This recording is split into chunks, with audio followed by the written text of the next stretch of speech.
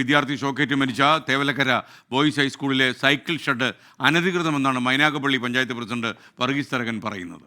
School കെട്ടിടത്തിന് fitness ഉണ്ടായിരുന്നു, എന്നാൽ സൈക്കിൾ ഷെഡിൻ്റെ കാര്യം പഞ്ചായത്തിനെ അറിയിച്ചിട്ടില്ലെന്ന് മൈനാഗപ്പള്ളി പഞ്ചായത്ത് പ്രസിഡന്റ് വർഗീസ് തരകൻ 24 പറഞ്ഞു. സ്കൂളിലെ കെട്ടിടത്തിന് ഫിറ്റ്നസ് കൊടുത്തിട്ടുണ്ട്. അത് എല്ലാ വർഷവും സാധാരണ നടത്താറുള്ള കെട്ടിടത്തിന് ഫിറ്റ്നസ് കൊടുത്തിട്ടുണ്ട്. എന്നാൽ അതിൻ്റെ പിറകിൽ ഒരു സൈക്കിൾ ഷെഡ് പണിഞ്ഞിട്ടുണ്ട്. ആ സൈക്കിൾ ഷെഡിന് സാധാരണ ഗതിയിൽ അങ്ങനെ പെർമിഷൻ വാങ്ങിച്ചിട്ടില്ല.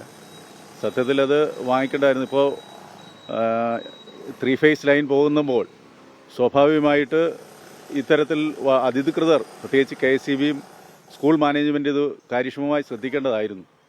അതാണ് അതിൻ്റെ ഒരു യാഥാർത്ഥ്യം. പഞ്ചായത്തിനെ അറിയിച്ചിട്ടില്ല. എങ്ങനെ സ്കൂൾ ഷെഡ് പണിഞ്ഞതിൻ്റെ കാര്യത്തിൽ ഈ സൈക്കിൾ ഷെഡ് പണിഞ്ഞതിനെ അറിയിച്ചിട്ടില്ല. എല്ലാ പ്രാവശ്യവും എയ്മാരാണ് വന്ന് അത് സന്ദർശിച്ച് അതിൻ്റെ ഫിറ്റ്നസ് കൊടുക്കുന്നത്. അങ്ങനെ കൊടുത്തിട്ടുണ്ട്. തേവലക്കര സ്കൂളിൽ നിന്ന് ഷെവീദ് റാവുത്തർ കൂടി ചേരുകയാണ്. ഷെവീദ്, പറയൂ, മൈനാഗപ്പള്ളി പഞ്ചായത്ത് പ്രസിഡന്റ് അഭിപ്രായത്തിൽ ഈ ഷെഡ് കെട്ടിയൊന്നും അവർ അറിഞ്ഞിട്ടില്ല. പലപ്പോഴും പല സ്കൂളുകളിലും ഇങ്ങനെ താൽക്കാലിക ഷെഡൊക്കെ കെട്ടിവെക്കുന്നത് സാധാരണ സംഭവമാണെങ്കിലും ഈ ഷെഡ് കെട്ടിയത് വലിയ അബദ്ധമായി. ഒരു വിദ്യാർത്ഥിയുടെ ജീവനാണ് പൊലിഞ്ഞു പോയത്.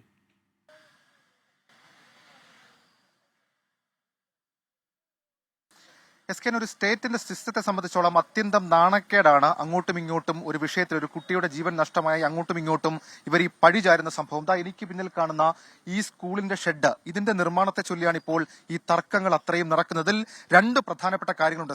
സാധാരണഗതിയിൽ ഈ സ്കൂളിന്റെ ഷെഡ് പിന്നീട് അവർ നിർമ്മിച്ചതാണ്. സാധാരണഗതിയിൽ ഒരു സ്കൂൾ പ്രവർത്തിക്കുന്ന സ്ഥലത്ത് ഒരു പുതിയ എക്സ്റ്റൻഷൻ വരണമെങ്കിൽ അതിന് കൃത്യമായിട്ടുള്ള പ്രോട്ടോക്കോളും നിയമങ്ങളും ഉണ്ട്. രണ്ടാമത്തേതാകട്ടെ, ഏതൊരു സ്ഥലത്ത്, ഒരു പൊതുസ്ഥലത്താണെങ്കിലും ഒരു നിർമ്മാണ പ്രവർത്തനം നടത്തുമ്പോൾ ഒരു പ്രോട്ടോകോൾ പാലിക്കണം. പക്ഷേ ഇതൊന്നും പാലിച്ചില്ല എന്നുള്ളത് എല്ലാവരുടെയും വീഴ്ചയെ നമുക്ക് കണക്കാക്കാൻ കഴിയും. കാരണം ഈ സ്കൂളിന്റെ എക്സ്റ്റൻഷൻ നടത്തുമ്പോൾ ഇങ്ങനൊരു ഇത് കിട്ടുമ്പോൾ അത് സ്കൂൾ കെട്ടിടമാണ്.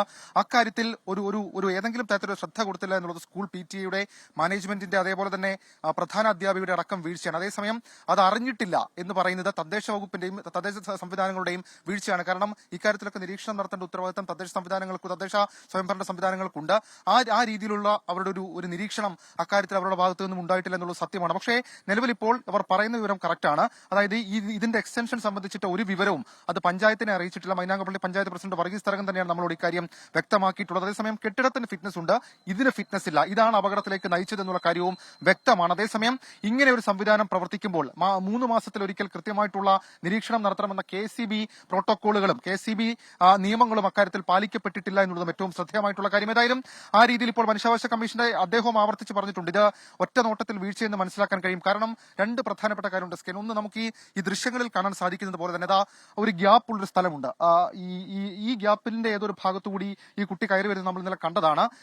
ഈ രീതിയിൽ ദുർബലപ്പെട്ട ഒരു സംവിധാനത്തോട് ചേർത്ത് ഇങ്ങനെ ഒരു ഷെഡ് പണിഞ്ഞത് അത് വലിയ വീഴ്ചയാണ്. മാത്രവുമല്ല, ആ വീഴ്ച അത് തിരിച്ചറിഞ്ഞില്ല, അത് സ്കൂൾ മാനേജ്മെന്റ് അവരുടെ ശ്രദ്ധയിൽ കൊണ്ടുവന്നില്ല.